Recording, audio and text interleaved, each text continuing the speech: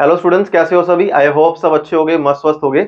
आज इस वीडियो के अंदर हम डिस्कस करने वाले हैं what is the meaning of mean of a random variable, what is the meaning of standard deviation, what is the meaning of variance. Distribution के अंदर मीन, स्टैंडर्ड डेविएशन और वेरिएंस निकालते किस तरीके से हैं, और सबसे इंपॉर्टेंट चीज जो बहुत कम आपको देखने को मिलेगी कि एक्चुअली में ये होता क्या है। एग्जाम पॉइंट ऑफ व्यू के लिए बिल्कुल फ्रेंकली बताऊं तो सिर्फ हम फॉर्मूलाज के अंदर वैल्यूज पुट करने वाले हैं, बट सबसे पहले हमें ये पता होना चाहिए कि ये चीजें हैं क्या। तो एक चीज आज की इस वीडियो के अंदर ध्यान रखेंगे, मैं सिंपल टाइप ऑफ डिस्ट्रीब्यूशन या फिर मैं डिस्ट्रीब्यूशंस के बारे में बात करने वाला हूं। मैं mean, variance and standard deviation निकालने वाला हूं।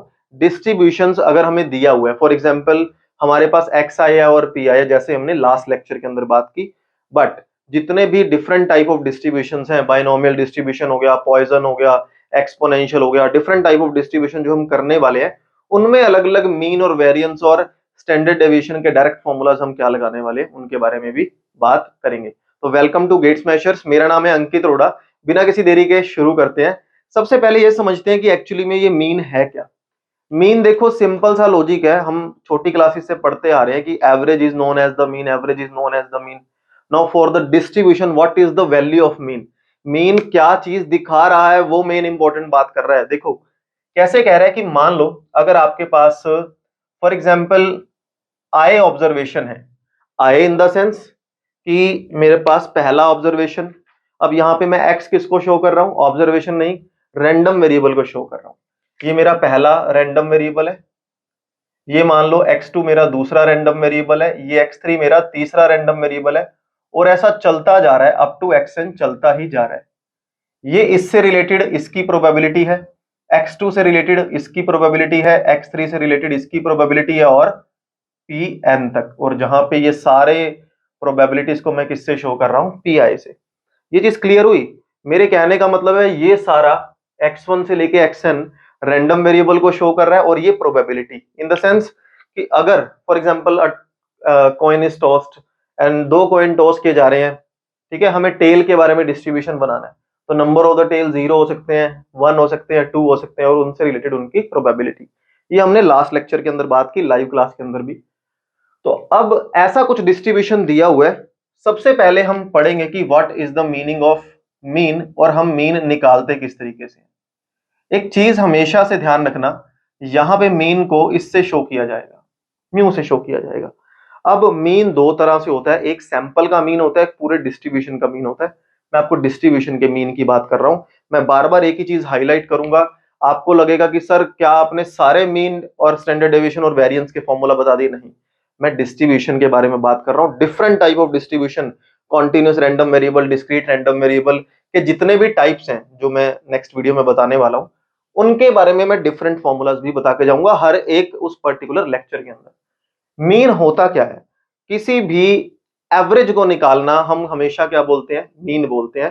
प्रोबेबिलिटी के केस में देखो, अगर यहां पे मैं छोटी क्लासेस के अकॉर्डिंग प्रोबेबिलिटी की बजाय एफ आई कर दूं, यानी कि पी आई की बजाय एफ आई कर दूं, जो फ्रीक्वेंसी को शो करता है कि मान लो 10 रुपए वाले लोगों की पॉकेट मनी है, 10 ऐसे लोग हैं जिनकी फॉर एग्जाम्पल जिनकी पॉकेट मनी 100 रुपीज है, 20 ऐसे लोग हैं जिनकी पॉकेट मनी 1000 रुपीज है, 30 ऐसे लोग हैं जिनकी पॉकेट मनी 500 है।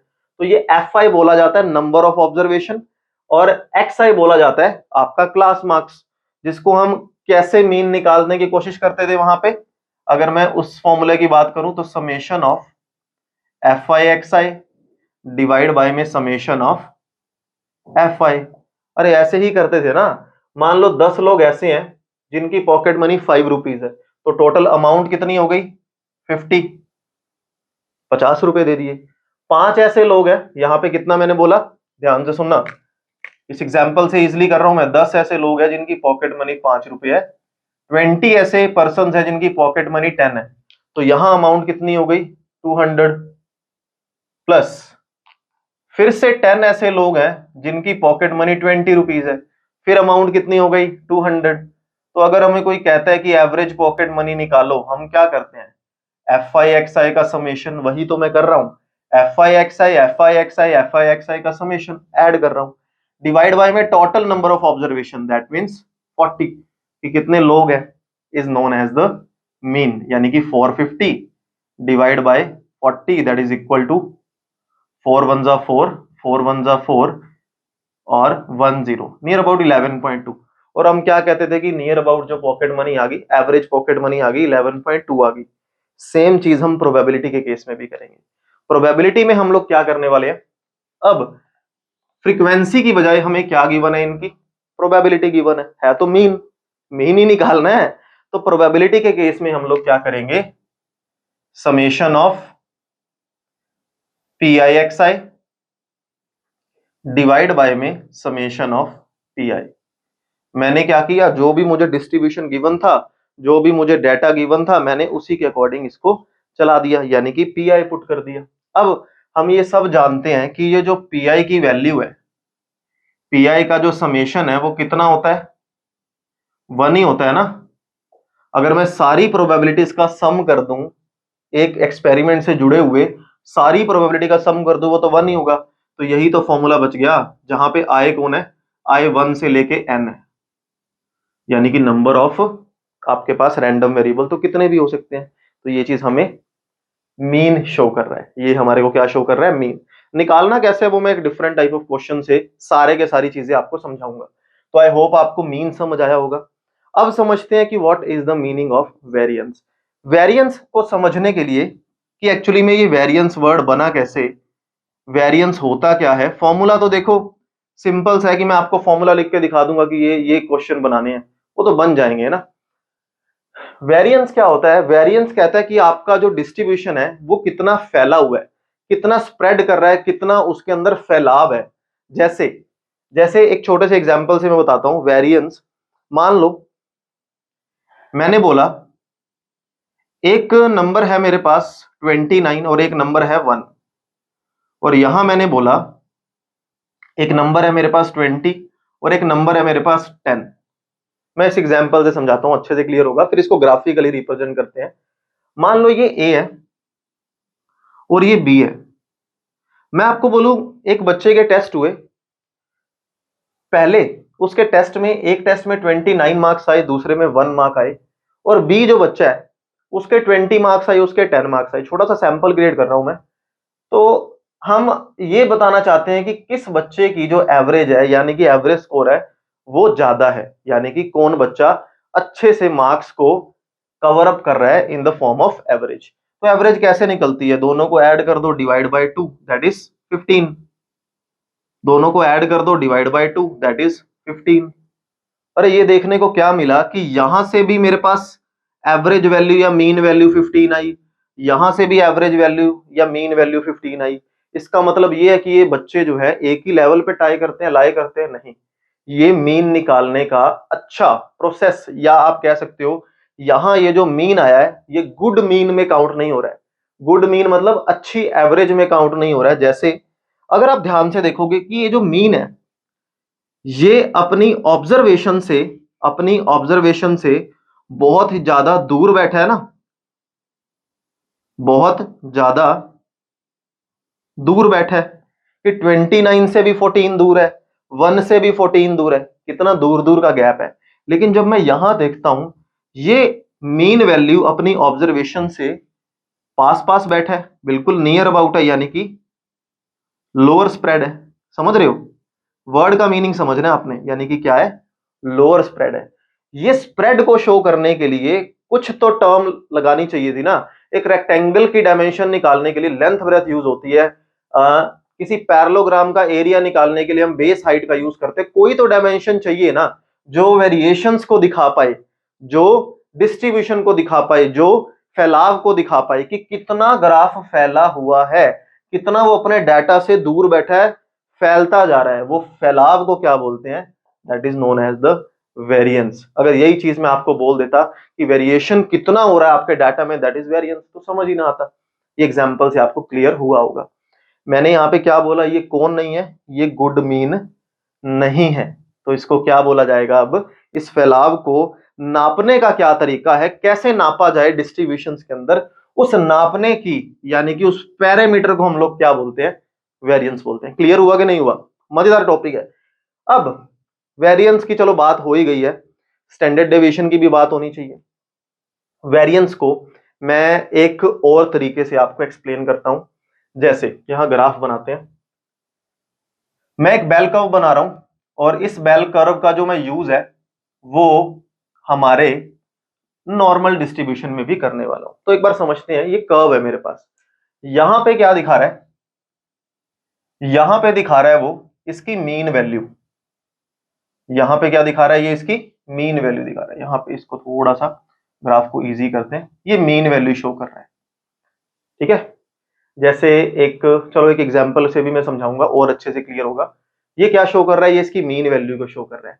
अब जो बैठी हुई आपकी ऑब्जर्वेशंस हैं या जो बैठे हुए आपके ये वैल्यूज है, ये मीन वैल्यू से, इन शॉर्ट ये जो डाटा है, अलग अलग डाटा, ये अपनी मीन वैल्यू से कितना पास या कितना दूर बैठा है, इसको भी तो नापने का एक तरीका होना चाहिए।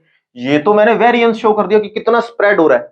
अब कितना हो रहा है कैसे बताओगे? अब ऐसे मत बोलना सर ये तो प्रोबेबिलिटी हाफ है, ये हाफ है। मैं प्रोबेबिलिटी की बात नहीं कर रहा, मैं फैलाव की बात कर रहा हूं कि आपका कर्व कितना फैलेगा, कितना फैल रहा है, उसकी बात हो रही है यहां पे, कितना फैल रहा है उसकी बात हो रही है।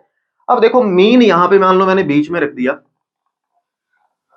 मैंने आपको एक सिंपल वे से बोला कि यहां कोई डाटा बैठा होगा, यहां कोई डाटा बैठा होगा, फिर यहां कोई डाटा बैठा होगा, फिर यहां कोई डाटा बैठा होगा।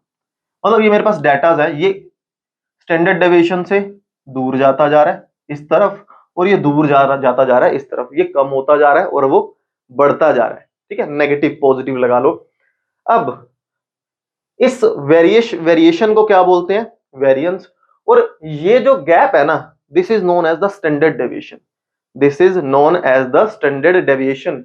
इसको एक एग्जांपल से समझते हैं। अब मैं आपको कॉन्सेप्ट स्टैंडर्ड डेविएशन और वेरिएंस को मिक्स करूंगा, इसको समझना। अब स्टैंडर्ड डेविएशन क्या होता है, देखो मान लो कि एक शॉपकीपर है, एक शॉपकीपर है, उसका एक दिन का जो सेल है वो इतना हुआ, समथिंग जो भी अमाउंट है, एक दिन में सेल इतना हुआ, फिर एक दिन सेल इतना हुआ, ठीक है, और एक दिन का सेल इतना हुआ, और अगले दिन का सेल इतना हो गया। ध्यान दे रहे हो? मान लो एक दिन 100 रुपीज का सेल हुआ, एक दिन 10 रुपीज का सेल हुआ, एक दिन 1000 का हो गया, एक दिन 5000 का हो गया, एक दिन 10,000 का हो गया। क्या यहां पे एवरेज वैल्यू करेक्ट निकल पाएगी?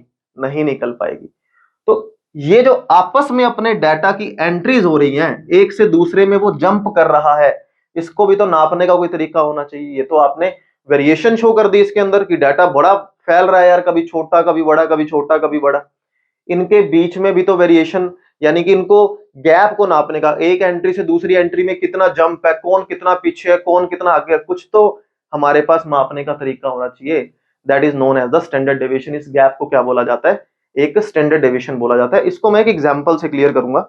एक छोटा सा एग्जांपल लेते हैं, यहां पे देखो, जैसे कि डिस्क्रिप्शन के अंदर आपको इसकी फाइल मिल जाएगी। जैसे एक छोटा सा एग्जांपल लेते हैं, मैंने आपको बोला एक ना स्टूडेंट का एवरेज, थोड़ा सा एग्जांपल को इजी कर लेते हैं। मैंने बोला एवरेज जो टेस्ट टाइम है वो 50 मिनट है, एवरेज टेस्ट टाइम जो है वो 50 मिनट है, और स्टैंडर्ड डेविएशन यहां पे 10 मिनट दे रखा है।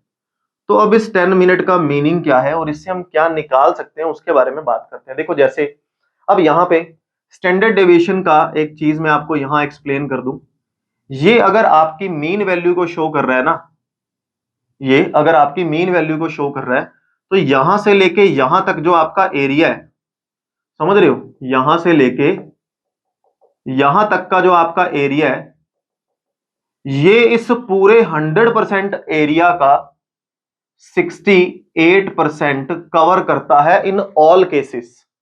ये 60% कवर करता है इन ऑल केसेस। मतलब मीन वैल्यू से एक स्टेप उधर चले जाओ, मीन वैल्यू से एक स्टेप इधर आ जाओ, जो आया एरिया वो 68% होगा वो पूरे एरिया के।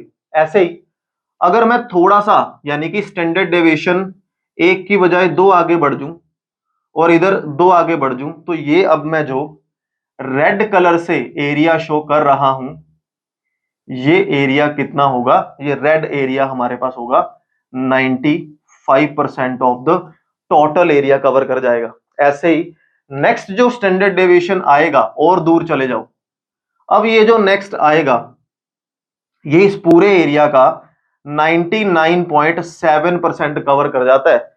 इसलिए क्या बोलते हैं इसको 68, 95 एंड 99.7 रूल भी बोल देते हैं। कभी एग्जाम में एमसीक्यू आए ना तो लिखना कि 68, 95, 99.7 रूल क्या है, तो आप क्या बोलोगे, ये स्टैंडर्ड डेविएशन का रूल है। कि क्या रूल है कि पहले स्टैंडर्ड डेविएशन आगे गया पीछे गया, वो कितना एरिया कवर कर रहा है, बाकी अगला फिर कितना एरिया कवर कर रहा है, अगला कितना एरिया कवर कर रहा है।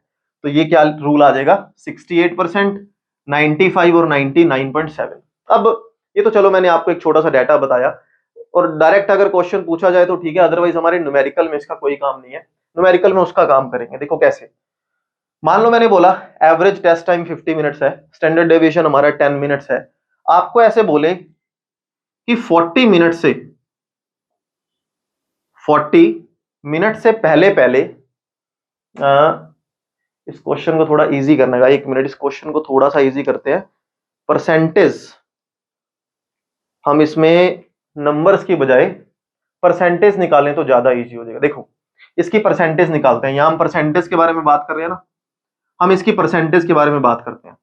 मैं अगर ऐसा बोलूं कि 40 मिनट से पहले पहले कितने नंबर या कितने परसेंट ऑफ स्टूडेंट्स ऐसे थे जिन्होंने अपना टेस्ट कवर कर लिया, तो ये स्टैंडर्ड डेविएशन उसका आंसर देगा। अब स्टैंडर्ड डेविएशन क्या सीखेगा, वो कहेगा कि भैया तुम्हारी जो मीन है ना, तुम्हारा जो मीन है वो 50 मिनट है। एक बच्चा 50 मिनट में अपना टेस्ट एवरेज कवर कर लेता है, मतलब खत्म कर देता है।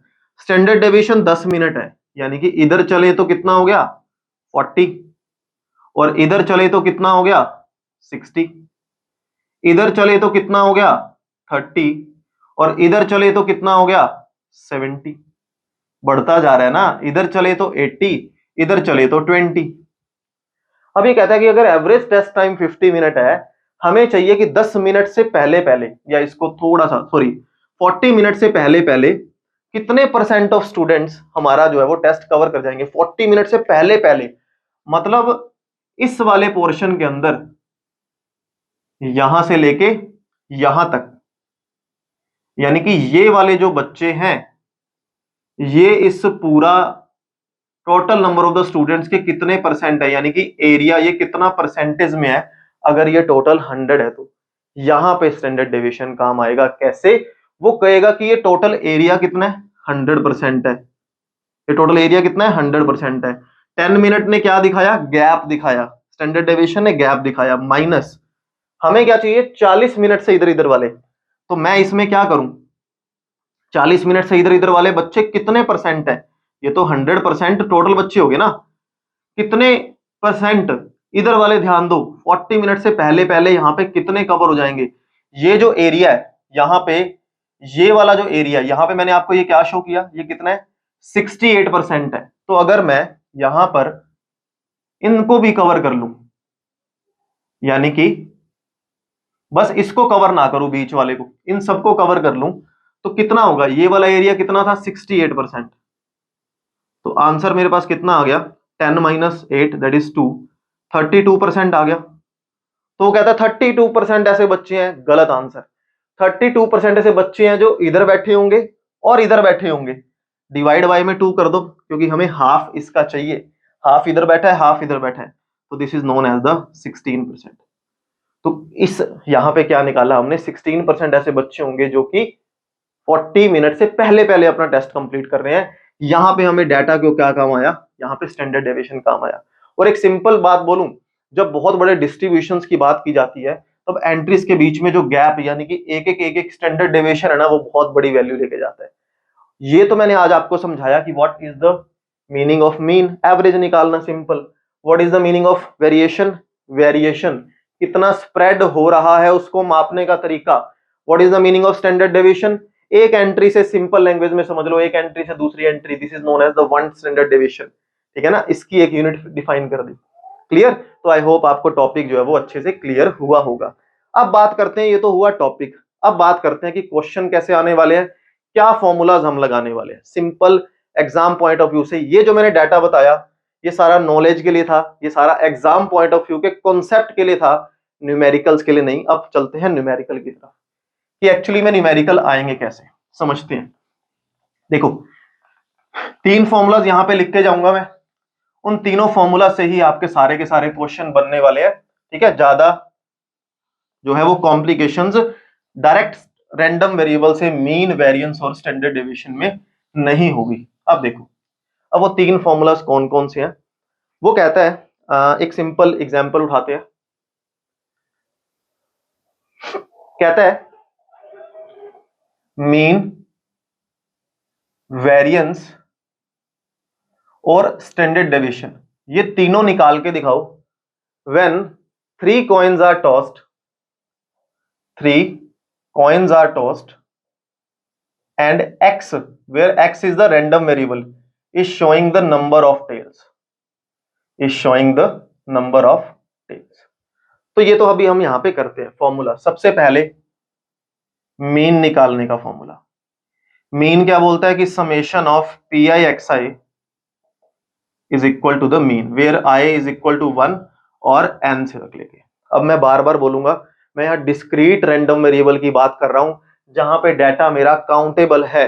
अगर इनफाइनाइट डाटा है उसको बोलते हैं कॉन्टिन्यूस रैंडम वेरिएबल, वहां मीन हम इंटीग्रेशन से निकालते हैं। मैं आपको 2 वीडियो इस लेक्चर के बाद प्रोवाइड करने वाला हूं, उसके बाद मैं डिस्ट्रीब्यूशन स्टार्ट करूंगा और वो रिकॉर्डेड लेसन आज या कल में अपलोड हो जाएगा, ठीक है। तो मीन हमने पढ़ा, अब आ जाओ वेरिएंस पे। इसका तो मतलब समझ रहे हो ना यार, एक्स आई का मतलब यहां पे क्या हो गया, रैंडम वेरिएबल, पी का मतलब उससे रिलेटेड उसकी प्रोबेबिलिटी। वेरिएंस की बात करते हैं। वेरिएंस निकालने का फॉर्मूला, कॉन्सेप्ट तो समझ लिया। फॉर्मूला है summation of P I x I square minus summation of P I x I का whole square. In short this square minus में दिस स्क्वायर। मीन को स्टैटिस्टिक्स के अंदर ज्यादातर एक्सपेक्टेड वैल्यू भी बोला जाता है, expected value of the data, और expected value of the random variable को ई ऑफ एक्स भी शो किया जाता है। तो जब भी मैं ये लिखूं समझ लेना कि मैं मीन की बात कर रहा हूं, क्लियर। ऐसे ही यहां पे हम इसको क्या लिख सकते हैं, मैं इसको लिख सकता हूं एक्सपेक्टेड वैल्यू, सॉरी इसको थोड़ा सा, एक्सपेक्टेड वैल्यू, यहां पे क्या हो रहा है, रैंडम वेरिएबल का स्क्वायर हो रहा है ना, तो एक्सपेक्टेड वैल्यू, अरे यार मैं बार बार समेशन यूज कर रहा हूं, माइंड में वही घूम रहा है ना, तो इसको क्या बोलेंगे, E of X square, expected value of the square of random variable minus में whole square of the expected value. Clear? इसको ऐसा भी हम लिख सकते हैं। मीन को शो किया जाता है म्यू से, स्टैंडर्ड डेविएशन को, सॉरी वेरिएंस को शो किया जाता है आपके दिस, इससे, और वेरिएंस को, स्टैंडर्ड डेविएशन को शो किया जाता है इससे। अब इसका क्या मतलब हुआ, जो भी आपका वेरिएंस का फॉर्मूला है उस पे क्या लगा दो, रूट लगा दो, that is known as the standard deviation. Variance क्या होता है समझ आया, स्टैंडर्ड डेविएशन क्या होता है समझ आया, वैल्यूज पुट करनी है। आपको एक एग्जांपल बताता हूं, सारी चीजें निकाल के दिखाता हूं, समझ आएगा कि क्वेश्चन कैसे आने वाले हैं। देखो 3 कॉइन उछाले गए, अगर 3 कॉइन उछाले जा रहे हैं तो मुझे पता है रैंडम वेरिएबल 0, 1 या 2 हो सकता है, क्योंकि मैं यहां पे नंबर ऑफ टेल्स की बात कर रहा हूं, तो नंबर ऑफ टेल्स 3 भी आ सकते हैं। 3 बार कॉइन उछाला जा रहा है, अगर 3 बार कॉइन उछाला जा रहा है तो सैंपल स्पेस क्या बनेगा, 8 आउटकम बनेंगे। 4 बार हेड लिख दो, 4 बार टेल लिख दो, 2 बार हेड लिख दो, 2 बार टेल लिख दो, 2 बार हेड लिख दो, 2 बार टेल लिख दो, again head tail, head tail, head tail, head tail. यहां तक तो क्लियर सभी को, ठीक है।